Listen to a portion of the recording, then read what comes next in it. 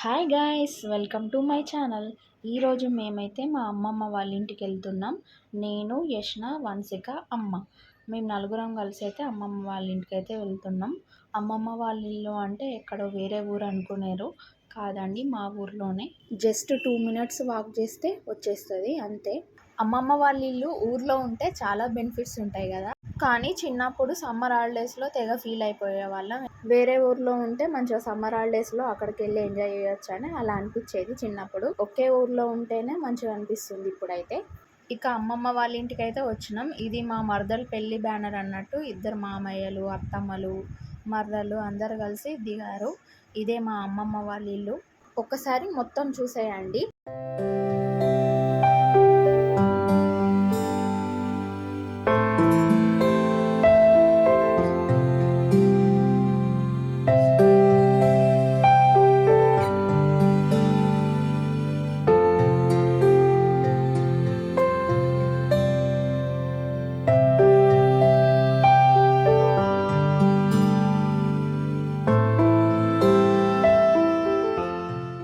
కొంత ఏజ్ వచ్చేంత వరకు నేను మా తమ్ముడైతే ఇక్కడే ఉండేవాళ్ళం. ఎప్పుడు ఇక్కడే తినడం, ఇక్కడ నుంచే స్కూల్కి వెళ్ళడం, ఆడుకొని చీకటి అయితే ఇక్కడే పడుకోవడం కూడా. నా చైల్డ్హుడ్ అంతా మొత్తం ఇక్కడే స్పెండ్ చేసేదాన్ని. ఇక ఈరోజు అయితే మా యష్ననైతే తీసుకొచ్చాను నేను ఆడుకున్న ప్లేస్కి.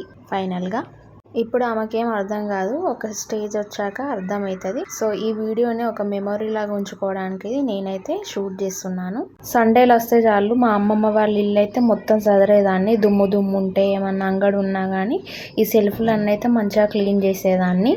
ఇక మా మామయ్య అయితే పునుకులు చేసుకోవడానికి అయితే శనగపప్పుని, గోధుమ పిండి అయితే తీసుకొచ్చాడు.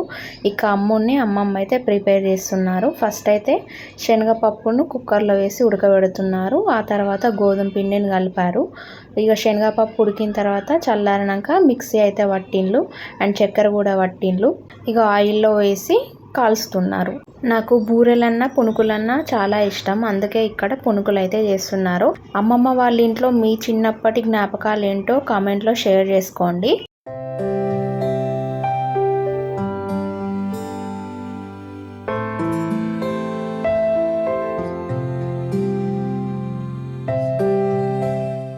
పునుకులు చేయడం అయితే రెడీ అయింది. ఇక మేమందరం కలిసి అయితే తింటున్నాం. వీళ్ళిద్దరూ మా మరదళ్ళు. ఇంకొక మరదలు ఉంటుంది, ఆమె వాళ్ళ అత్తగారి ఇంటికాడనైతే ఉన్నది. వాళ్ళ అత్తగారి ఇల్లు ఎక్కడో తెలుసా? వాళ్ళ ఇంటి ముందే. ఎంతో అదృష్టం కదా. అమ్మమ్మ వాళ్ళ ఇంటి ముందైతే జామకాయ చెట్టు, బాదం చెట్టు, నిమ్మ చెట్టు, ఇవన్నీ చెట్లు అయితే ఉన్నాయి. మా తాత ఉన్నప్పుడు ఆ ముందడి ప్లేస్ మొత్తం తోట పెట్టేవాళ్ళు. మా తాత చనిపోయినప్పుడు చివరి చూపు చూసుకోలేదు, ఎందుకంటే మేము హైదరాబాద్లో వెళ్ళేసరికి అక్కడ కార్యక్రమం అయితే మొత్తం అయిపోయింది.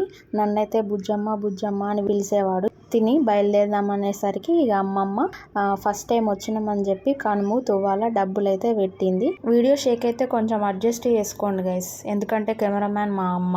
నా లైఫ్లో స్పెషల్ పర్సన్ లిస్టులో మా అమ్మమ్మ ఒక్కటి. నాకు ఏ హెల్ప్ కావాలన్నా ఎప్పుడు ఫస్ట్ రెడీ ఉంటుంది. నా ప్రెగ్నెన్సీ టైంలో, డెలివరీ టైంలో నా పక్కనే ఉంది. ఆ ఏజ్లో కూడా నా కోసం హైదరాబాద్ వచ్చింది. 270 కిలోమీటర్స్ అనుకోండి, ఆల్మోస్ట్ అంత దూరం నుంచి ట్రావెల్ చేసి వచ్చి ఇక్కడ 20 డేస్ ఉండి నాకైతే హెల్ప్ చేసింది. అండ్ యష్న పుట్టినాక కూడా వచ్చి మళ్ళీ ఒక 10 డేస్ అయితే ఉన్నది. చూసారా మా అమ్మమ్మకు నేనంటే ఎంత ప్రేమను, అన్కండిషనల్ లవ్ కదా. అంతే అండి, కొందరు మనపై చూపించే ప్రేమకి వాళ్ళకు మనం ఏమిచ్చి రుణం తీర్చుకోలేము. ఈ వీడియోనైతే నేను మెమొరబుల్గా ఉంచుకోవాలని నా ఛానల్లో అప్లోడ్ చేస్తున్నాను. వీడియో నచ్చితే please like, share and subscribe. Thanks for watching. ఇంతకీ మీ అమ్మమ్మ వాళ్ళది సేమ్ ఊరా వేరే ఊరా కామెంట్ చేయండి.